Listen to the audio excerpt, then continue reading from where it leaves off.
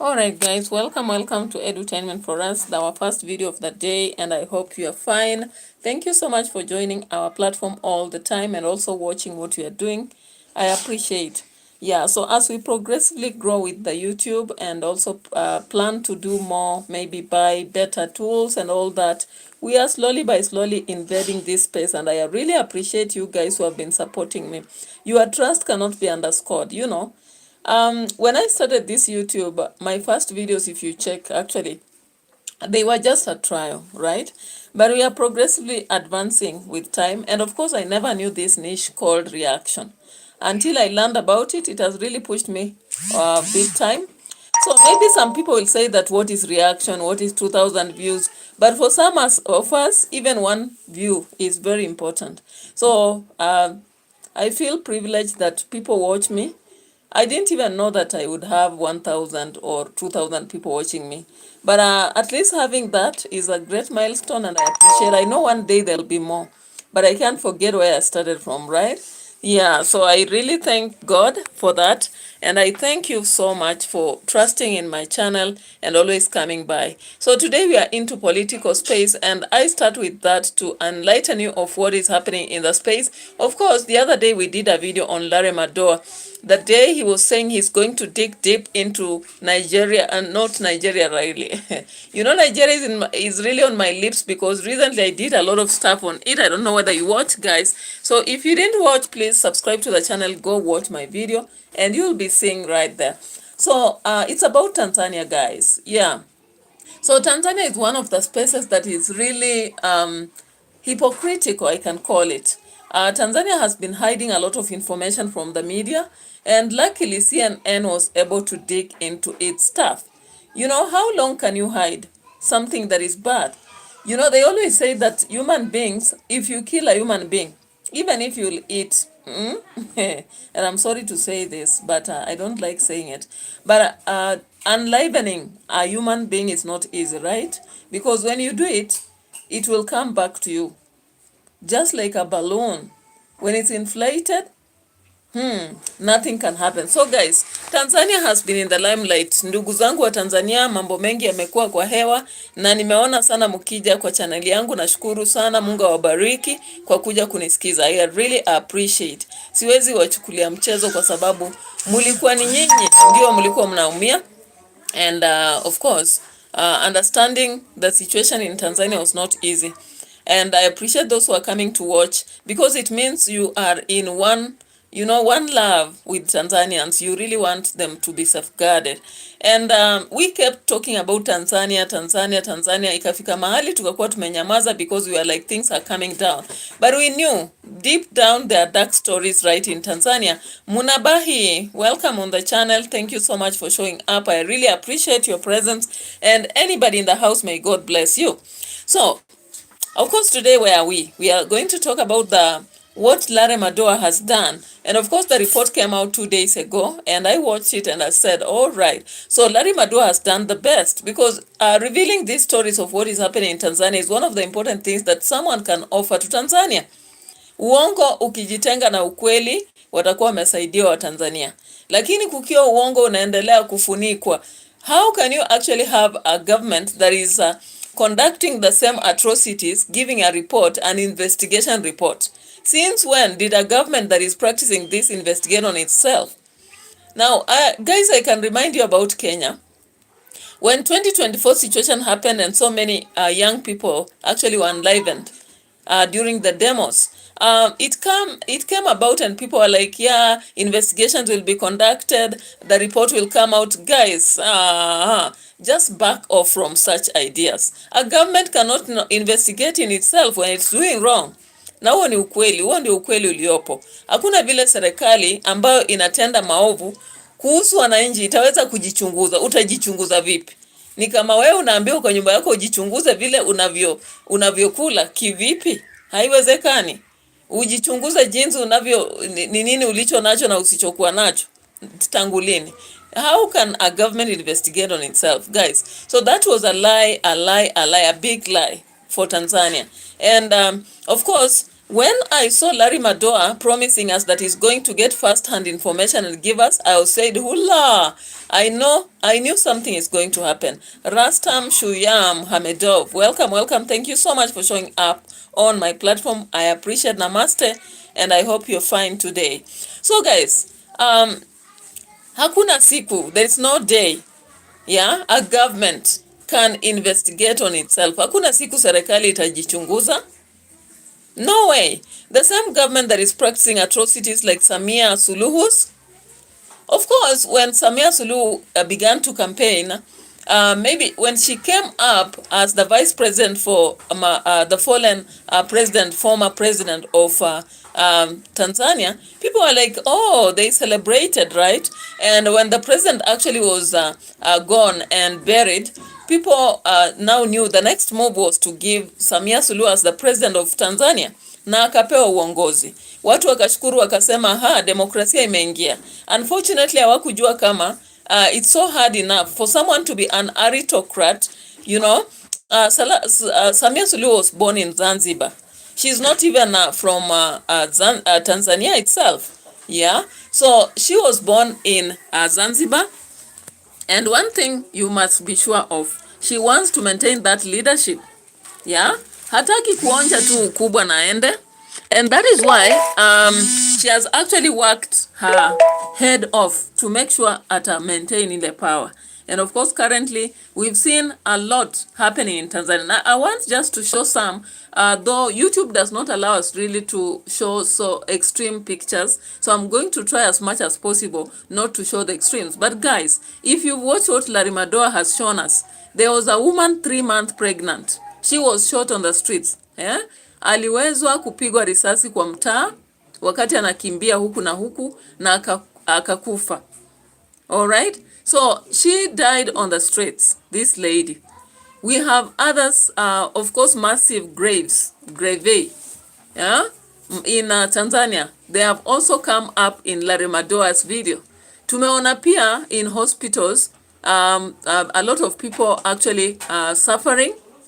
And it was unfortunate also that even though people tried to reveal this, some doctors even said it, that while some people are taken to the morgue, they were not yet ready, dead. They were not dead already, but they were pushed to the morgue. Nashangaa sana Tanzania. Jamani, juzi tulimwona Suluhu anakuja, anasimama kwa press conference, anasema kwamba yeye anahurumia wale walikufa na wale walifiwa, poleni, na wataendelea na uchunguzi. And I said, what is this? Uchunguzi gani ambao watafanya? Na anajua kile kinachoendelea na wamejaribu kuficha ukweli. So when the truth has been hidden like that from the people, people have missed out on their loved ones. Of course, one of them being a Kenyan family. One of them was a teacher in Tanzania. He had taught there for almost 9 years, right? Now, when he fell in Tanzania, his body cannot be found anywhere.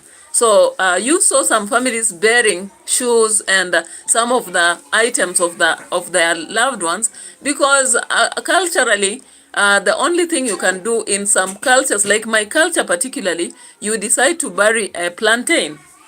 Yeah, banana plantain. That's what we bury when someone has not been found. So guys, let's get to Tanzania and see what happened right here. So yes, that's what Larry alibaki amesema. Now, hiyo report inaenda kutoka leo and it's very... So yes, hiyo ndio kitu moja ile alibaki amesema. Then after kusema hivyo, what happened next? Ninafaa kuwa likizo huko Ujerumani, sifanyi kazi kwa siku 3 au 4 zilizopita. Nimechukua wakati huo kuongea na Watanzania wengi wamenitumia, mamia ya watu wamenitumia picha ama video wakati wa uchaguzi na baada ya uchaguzi. Hata nimezungumza na wenzangu na habari wa Bongo ambao pia wana mengi kusema lakini hawawezi, na itachukua labda kingine moja ama mbili, mimi na wenzangu tukifanya kile tunaita verification geolocation, tuhakikishe kwamba ripoti yetu ya CNN iko sahihi na dunia inajua kilichotendeka kwa ukweli. All right guys, so that was the second communication Larry MADOWA gave to us when he said that he's going to investigate on Tanzania. And of course, he demanded for first-hand videos, not forwarded. And there is a way you can check that, by the way. So of course he was able to reach some people, but there are some media personnel who are unable to reach him because they are scared. Actually, they know that in Tanzania they are censoring everything. Then they took some days after collecting information to actually verify the location, which is very possible actually. When I take a video from here, it is possible for someone to verify my location. Just the way in Kenya, it's happening with the Safaricom. Safaricom has been conducting this to actually arrest people when you talk ill about the government, right? Yeah. So it is what it is. Now, this is what came out after that. Now, let's go down to it. But critics point out a glaring problem.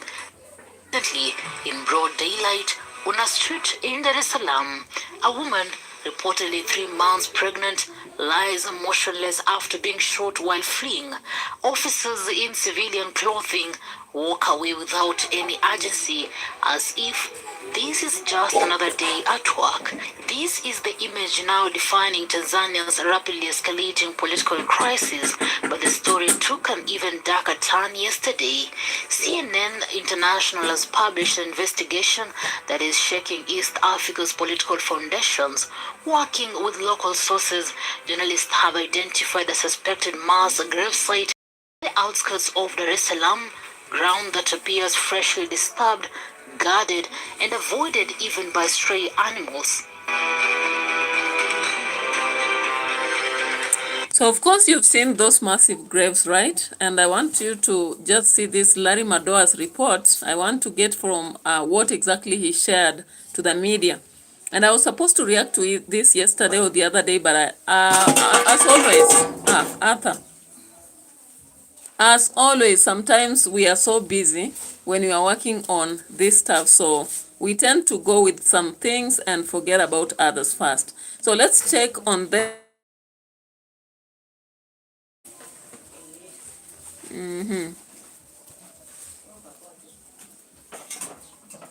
Let me just check on the Larry Madowa report. Yesterday I heard it.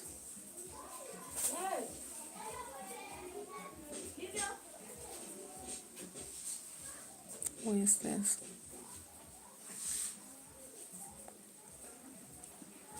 I'm getting there, so give me some time.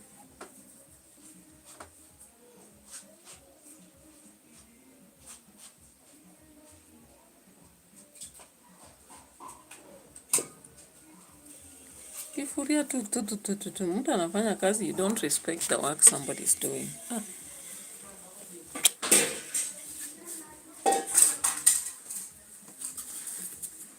Are we doing cooking content for Sufurias to be in my content?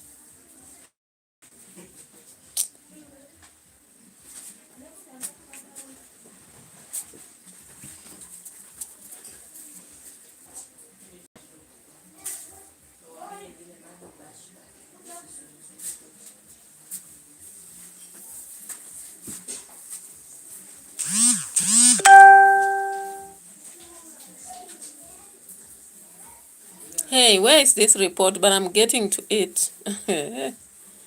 I think it was here. When we were checking on this, then this here.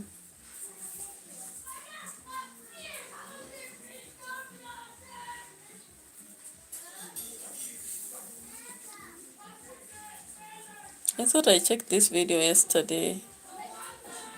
But if I don't get, there are other options I'll be showing, no problem. But I wanted the real report from Larry Madowa actually, because he shared a lot of things that happen in Tanzania and even gave us the location where the mass graves are. Was it on Tuesday?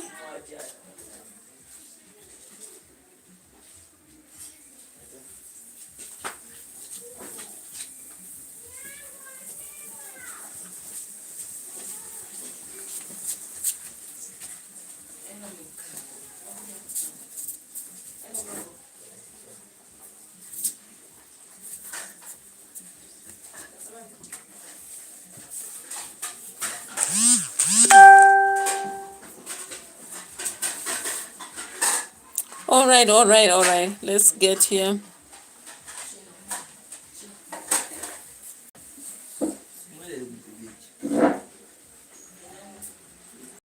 Yeah, so guys, let's get to more videos, but we will be getting that real report by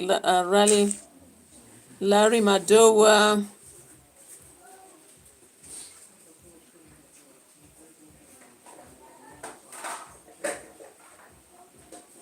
Oh, here it is. I think I've seen it. If you're hearing these words, it's not a coincidence. Something powerful is moving in. Hi everyone, hope you're doing well. From wherever you're watching this channel, he did.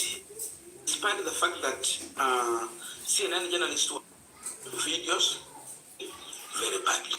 CNN, alongside open source investigator. Yeah, so here it is.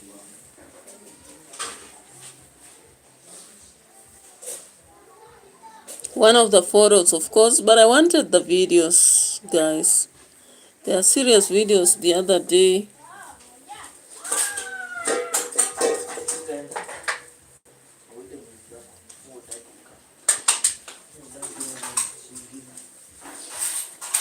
So that was Larry Madowa. Please tone down on your noise, you people. Hizo sahani muna gonga. Actually,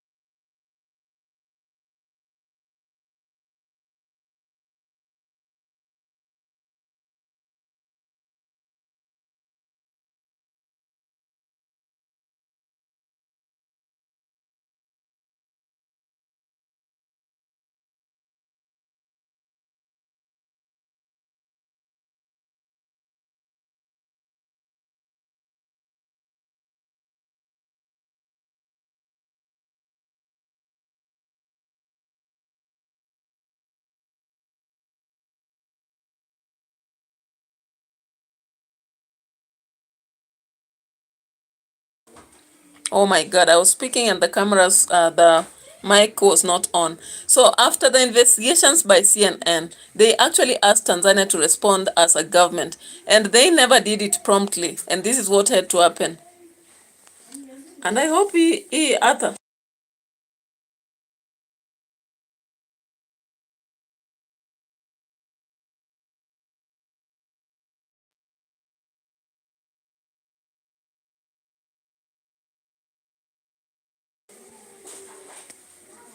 We are not migrating. November 2025, the government of the United Republic of Tanzania has taken note of the documentary recently published by CNN regarding the events of the 29th October 2025. The government is currently reviewing and verifying the contents of the documentary. An official response will be issued upon completion of this assessment. Ndio huo ujumbe ulioandikwa uliotumwa na serikali ya Rais Samia Suluhu. Uchunguzi wa CNN ambao ulitolewa kwa umma kwa njia ya uliangazia matukio ya kigaidi yaliyotokea baada ya uchaguzi wa urais uliokuwa una utata mnamo Oktoba tarehe 29 mwaka huu. Video zilizothibitishwa na Yeah, so among the videos that Larry Madowa had shared, of course, are what we saw earlier. Some of those including this.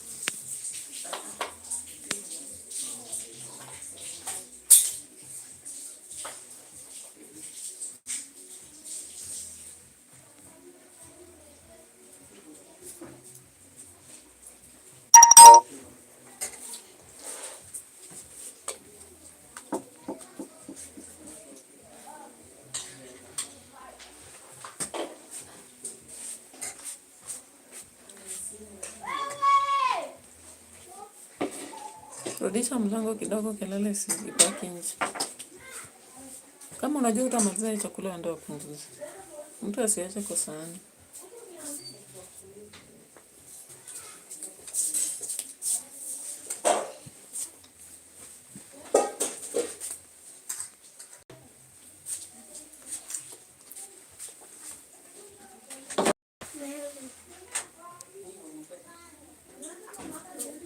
So of course we had a lot of videos that were shared by Larry MADOWA, some including the massive graves that were exposed.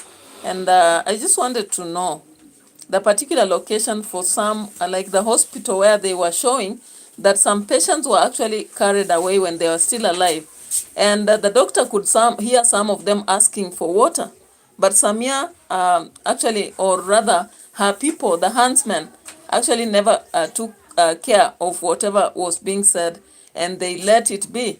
And they actually said the people should be carried to the mortuary.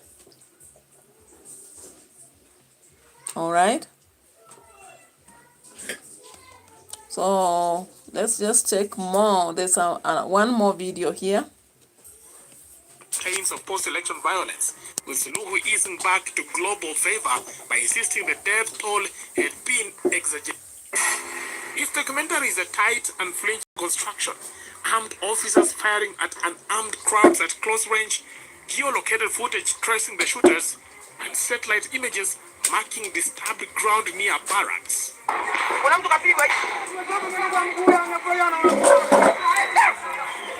kapigwa shaba pale mguu. Hii kumamake.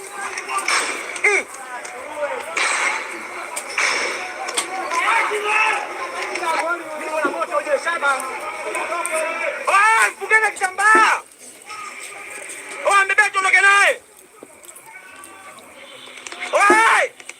Mpugeni kitambaa kwa piga risasi hapo. Now, one of the most disheartening images was this of a woman who was 3 months pregnant, and later on she was shot dead.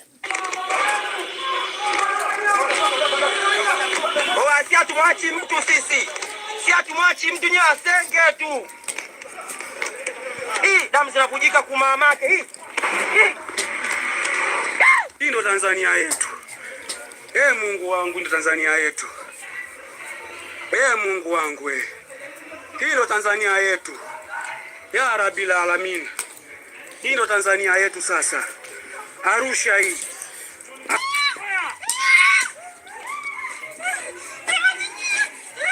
What do you want to say?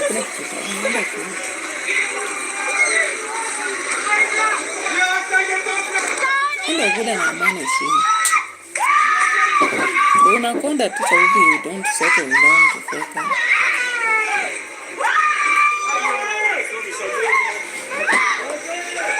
The result is a narrative of state violence presented with clinical precision.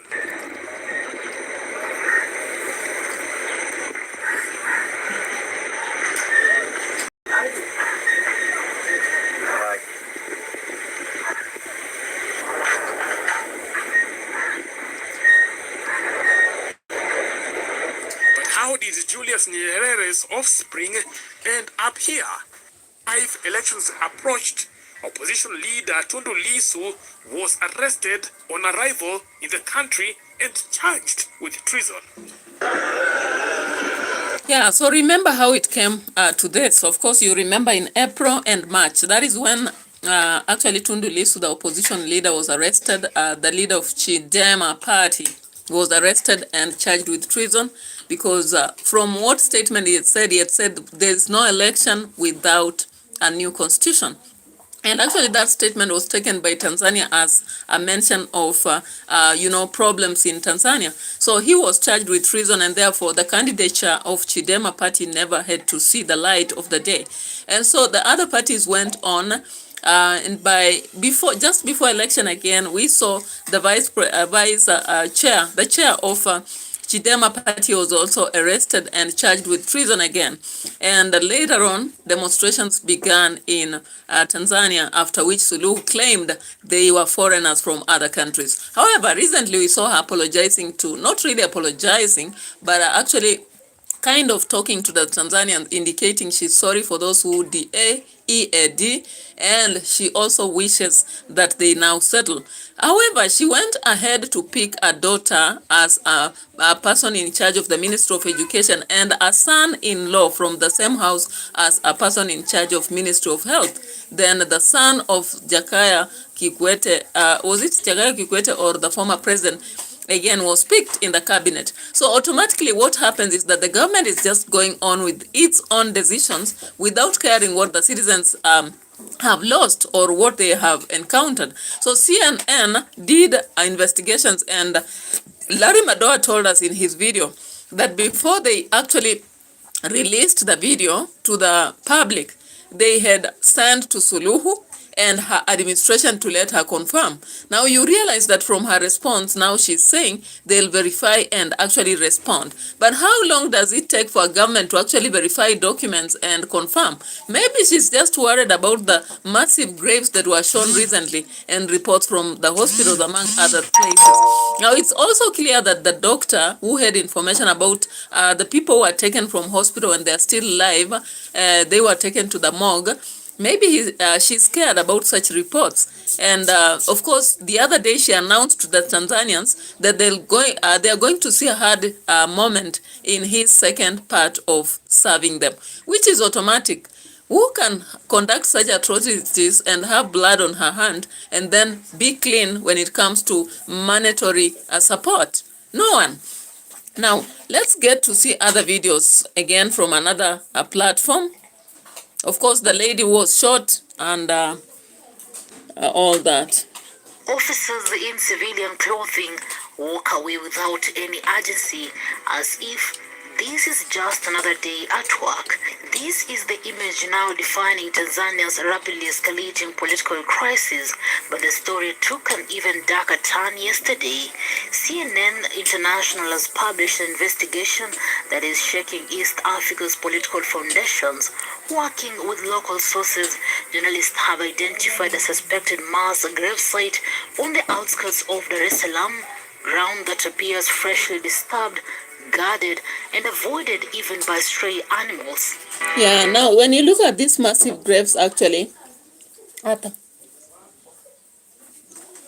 we heard about this, but then no one had evidence about what was happening until now. Until yesterday, we can say so.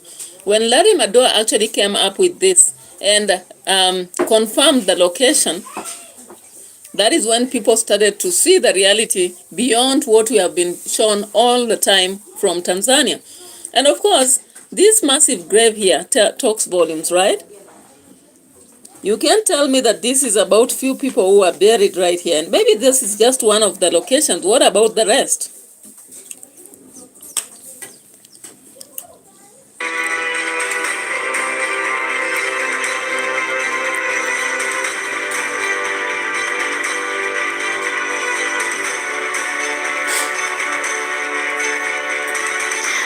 Searching for missing loved ones say authorities are telling them the same line, quote, "Your son fled to Kenya, but the soil tells a different story."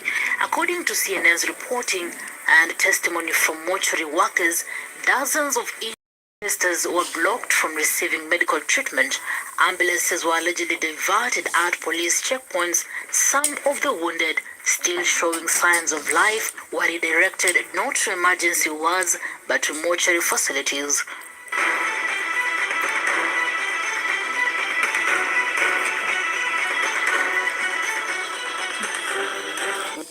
So I don't know what more evidence international, community may need, but this is already enough actually to tell you that Tanzania has made its citizens suffer a lot, a great loss, because if the loved ones are actually disappeared and they are cheating that they left to Kenya when the borders were actually closely guarded.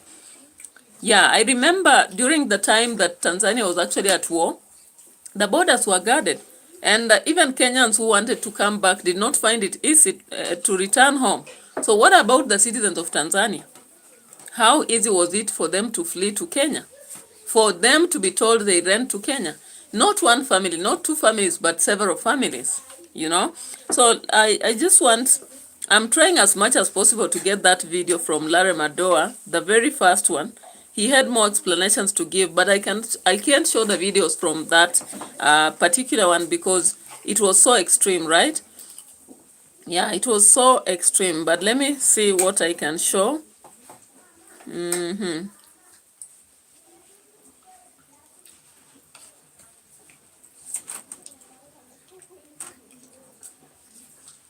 Let me see what I can show, because there are those which I can't show here. They'll be too extreme for my channel, you know, and we are not expected to share extreme videos on our channels because of the audience, or else maybe if it was a video I was editing, then I could actually do what we call limiting the kind of audience to watch and also give a declaration about it. But now that it's not that kind of video, then I find it difficult to actually share that. And of course, the other day we saw the ICC officers landing in Kenya on their way to check on what is happening in Tanzania. So it's not a story that is just meant to actually cloud chase or, make Tanzania look like it's bad, but it's reality. It's a reality check on what is happening in Tanzania. And it's unfortunate that currently even the news people, we saw one of them hiding in Kenya and showing how dangerous it was for them. Therefore, they had to be investigated while covering their face and all that, which is a very bad sign for a country. So let me check more on the video that I'm supposed to share. I think it was this other channel.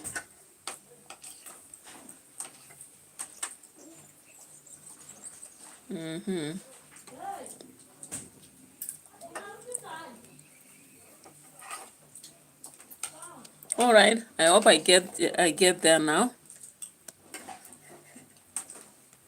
Yesterday it was about politics of Kenya. CNN right here. CNN. I think it's here. Yeah, you got it. It's too extreme actually.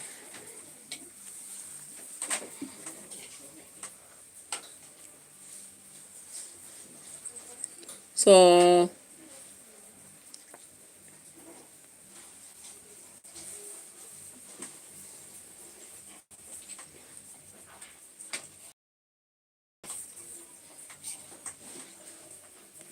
pregnant and was a breadwinner for her husband and 2 young children. A CNN exclusive investigation has found evidence that Tanzania police killed protesters in the aftermath of a disputed election.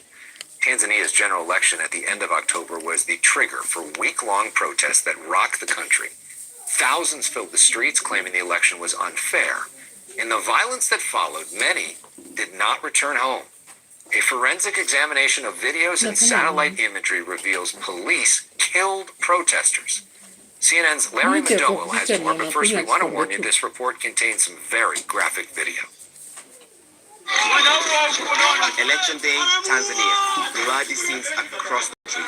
The streets have become a hunting ground. This is what the police have done to the people. Security forces crack down on protesters, angry at the government of President Samia Suluhu Hassan amid claims of an unfair election. 3 weeks on, the true scale of the bloodshed is still emerging. In an exclusive investigation, CNN analyzed dozens of videos showing protesters shot and found evidence linking security forces to the killing of civilians, as well as signs of mass graves that conceal the extent of their brutality. The main opposition party says at least 2,000 people were killed during the week-long protests. We know freedom in my country. Why are you here? Why are you killing us? With eyewitnesses now too terrified to speak out, CNN, alongside open source investigator Benjamin Strick, has examined what happened across the country. In the city of Arusha, forensic analysis of video reveals how 2 people died near this intersection. It's mid-afternoon. Protesters and I buy every food here. to Iraq, who we'll come back to. At this point, the police are here on the map. 2 minutes later, chaos as people run down the street. The police advance to the intersection. Then, shots ring out. The woman in purple, carrying a stick and a rock, is hit by a bullet in the back. You can see the hole in the fabric of her shirt here. She falls instantly. All right, guys, so I don't want to show too much, but when you look at that video, it's actually very gruesome, whatever happened in Tanzania. If you go watch Larry MADOWA's video, an investigation into Tanzania, you won't like Samia. Suluhu. And you won't actually consider her the president of the people, because if she says 98% voted for her, how comes she was also dealing with citizens in this manner? And mark you, not all citizens who fell here were actually foreigners. The reality is, even you listen to their language, it's pure Tanzania Kiswahili.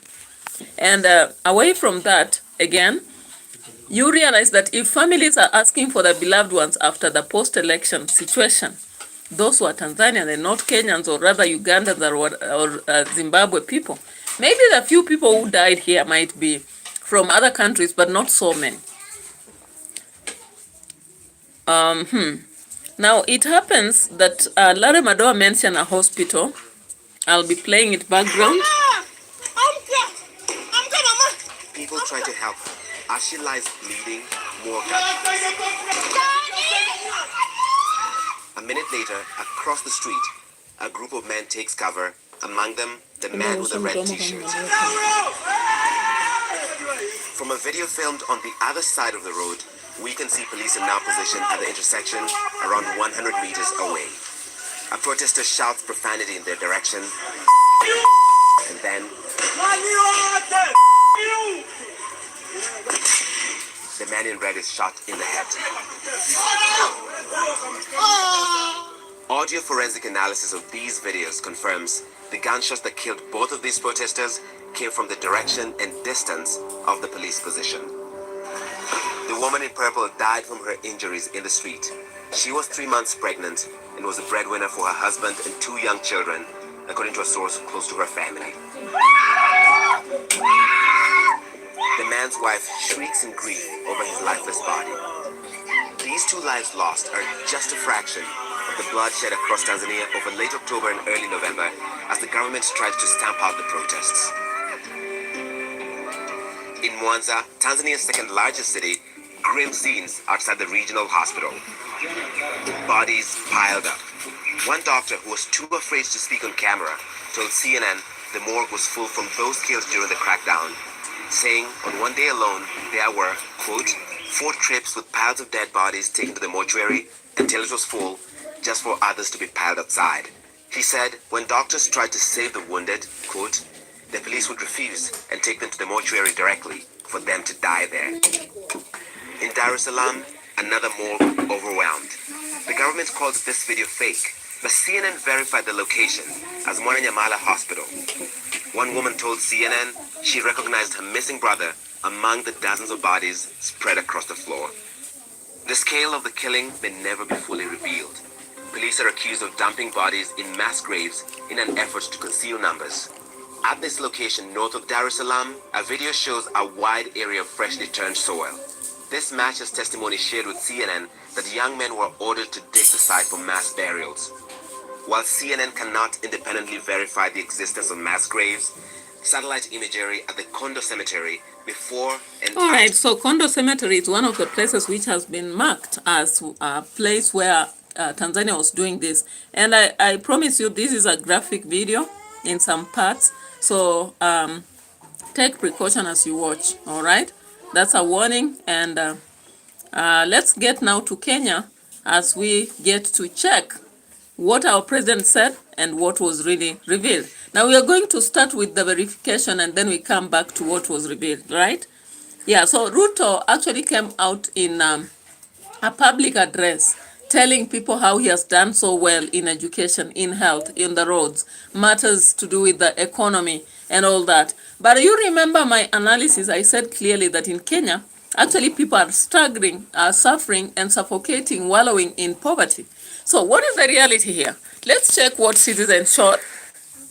And I don't know, you can drop a comment depending on whether you have data about whether the government is doing well or is doing bad. Because it's just some few days after what the president revealed. So let's go for it. State of the Nation address before Parliament. We're calling it the fact checker of the evening. First, we begin with the affordable housing jobs. This is a number that has been moving over the last more than 1 year. The president has been giving different numbers at different times. In October 2024, he said that 160,000 jobs had been created by this program.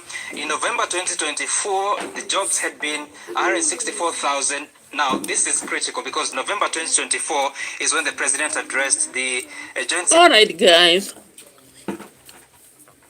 So when you look into the president's information, actually it says in October 2024, out of the housing jobs, he offered 160,000 people jobs. And then later on, in November 2024, they had gone up to 164. Now the number almost doubles in December 2024 to 200,000. Then now the very much double March 2025 up to 244. That may be true based on the housing projects it's conducting, but how sustainable are those jobs? That's my question, because I wouldn't question so much that if housing projects are going on across the country, then it automatically tells us that possibly he may be offering those kind of jobs. However, are this kind of jobs sustainable? So actually, according to to Citizen, these are unverified data, okay? This is unverified. But what I can be assured of is that even if these jobs have been offered, they are not sustainable, right? And they are not cutting across the country. Spoke today.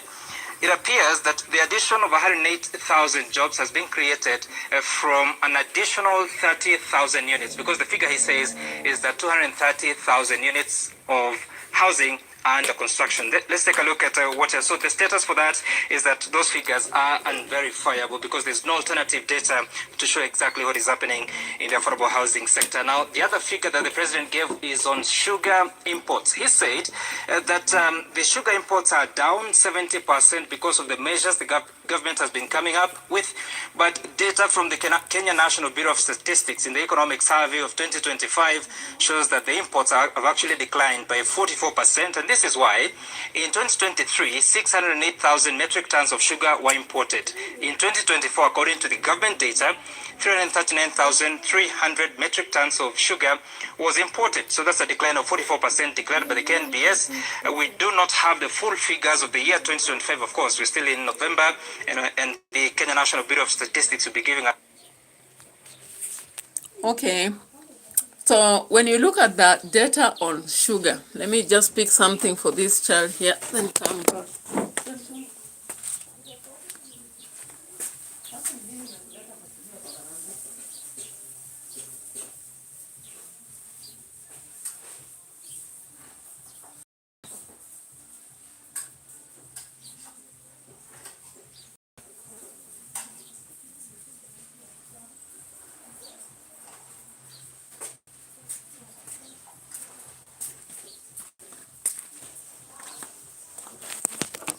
Yeah, so sorry for that. Anyway, it's part of life. As you deal with this and that here, you may also necessarily have to serve elsewhere.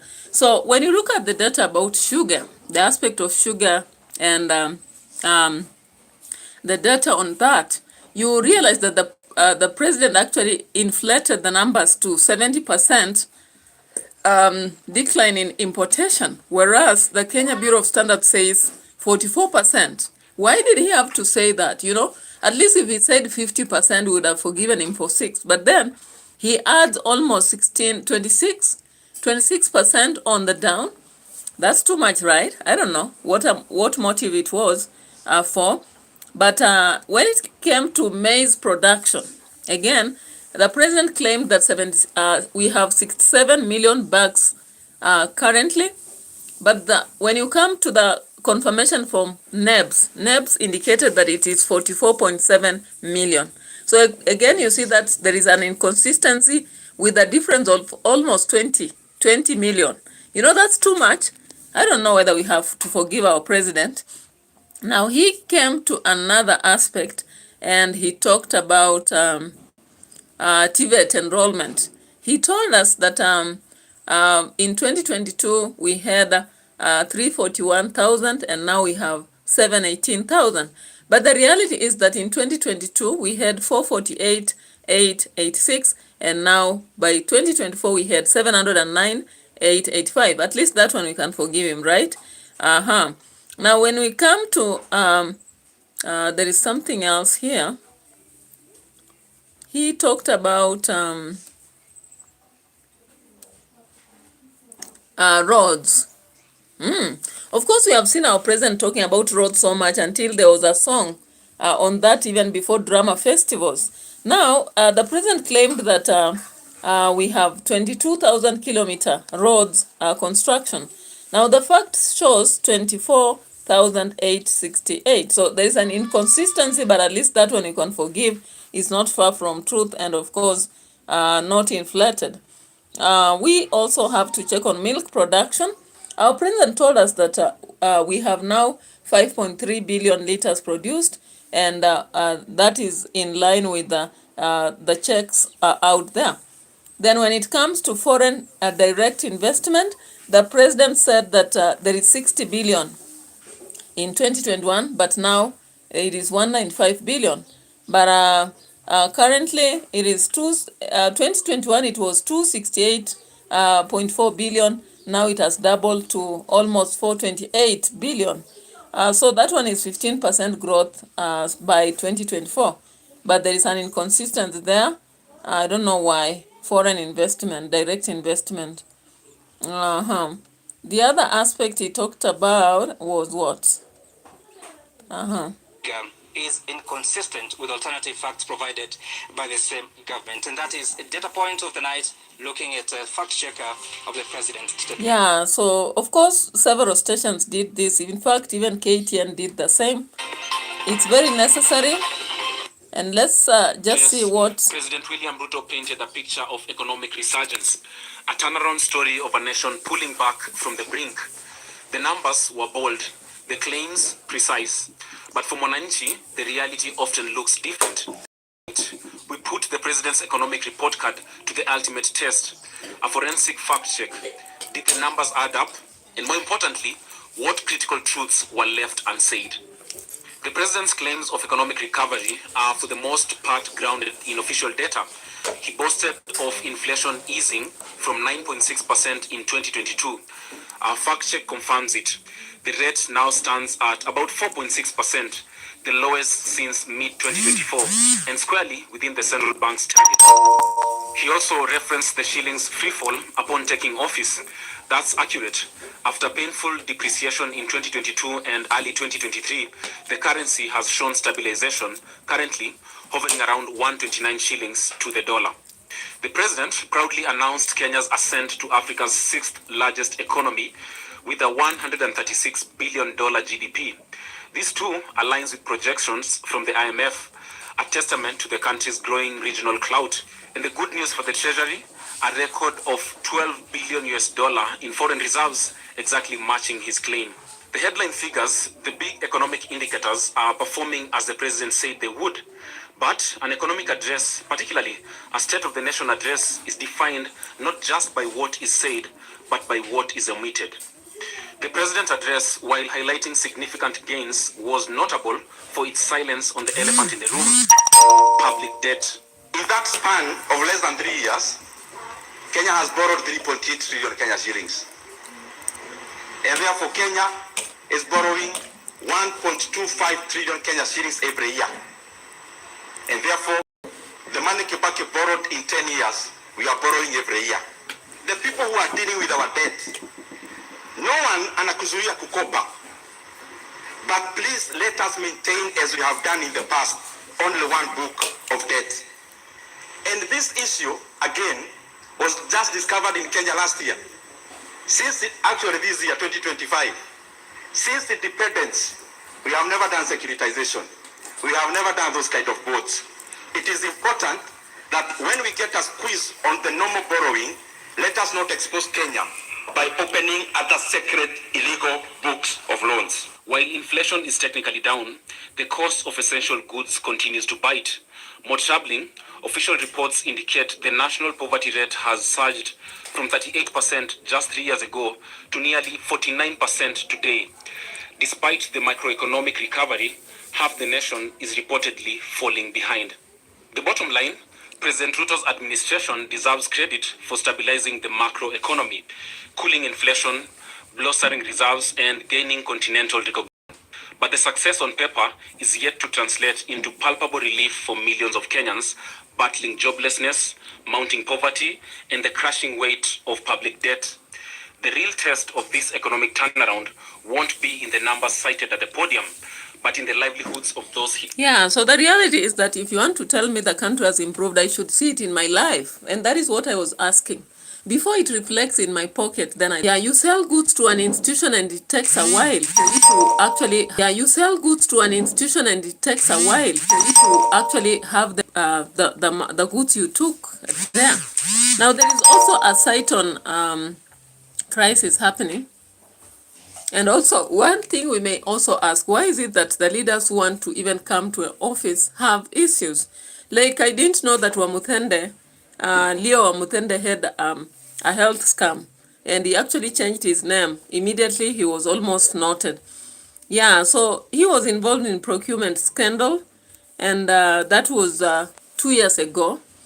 Leo Muthende, who is now also called Leonard Muriuki Njeru, that was his former name, now running for the MP political candidate from Mbeere North, actually is accused of having been caught up in Ethics and Anti-Corruption Commission case of about 643 million for his company called Oxygen Generation Plant. That was a scam actually that was a project that was supposed to stabilize a public hospital. However, instead of that, according to reports, this was not just a failed project. What happened is that there was a potential fraudulent procurement that suggested misuse of public funds, yeah, rather than legitimate business. So there was a general health sector concern when this fraud case came up, and dozens of hospitals were bribed as being ghost patients, or rather false claims from a social health authority. Now, that share thing has also publicly warned Kenyans about imposters. People pretending to be share staff are charging money to help with registration, okay? So on the related note, we saw 7 individuals who are arraigned allegedly in defrauding SHA 7 million, yeah, via false medical claims. Now, Saiton actually is another claim that has come out, and we have to talk about it partly. Remember, Saiton is a Kenyan investment, a real estate firm.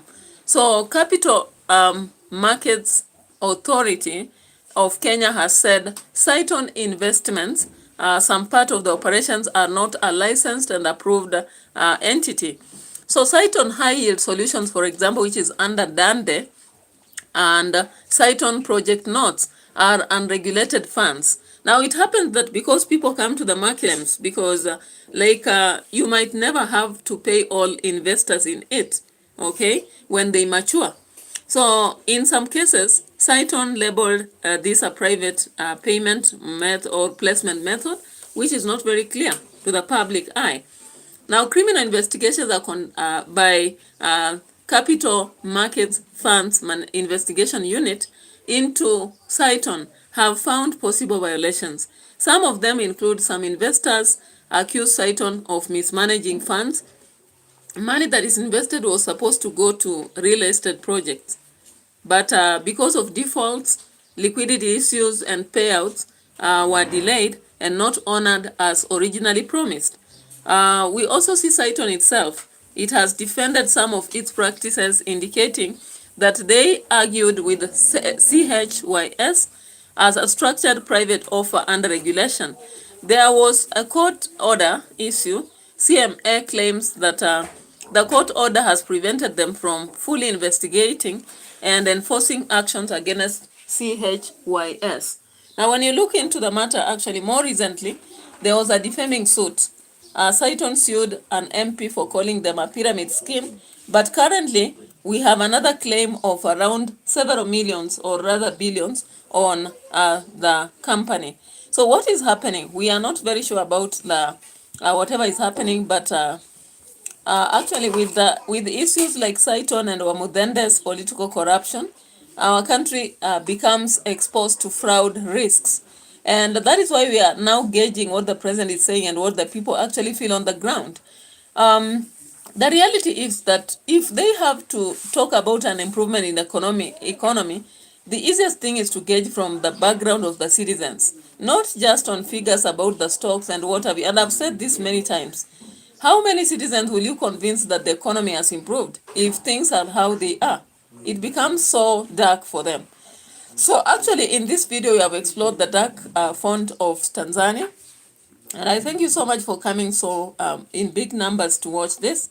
And we have also seen the dark side of Kenyan politics, especially with people creating a political platform as an entity to actually siphon funds from citizens, innocent people, whatever, and make it in their life. It's such an intimidating situation. And I don't know.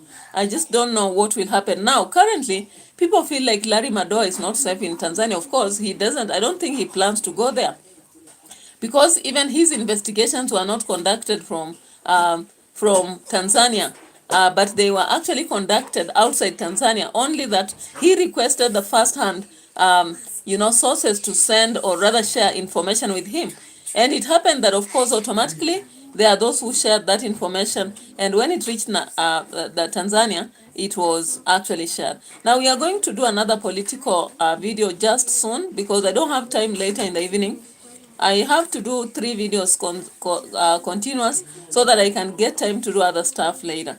I appreciate your presence here, and as we continue to go dig deep into political situation, we really appreciate your support, and may God bless you as you continue watching our videos.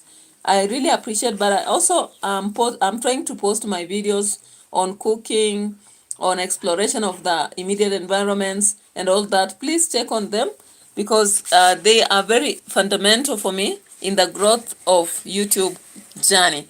Otherwise, adios, gracias, see you later as we go to another video. I'm just going to rest maybe 5 minutes and start on another video. Bye bye for now.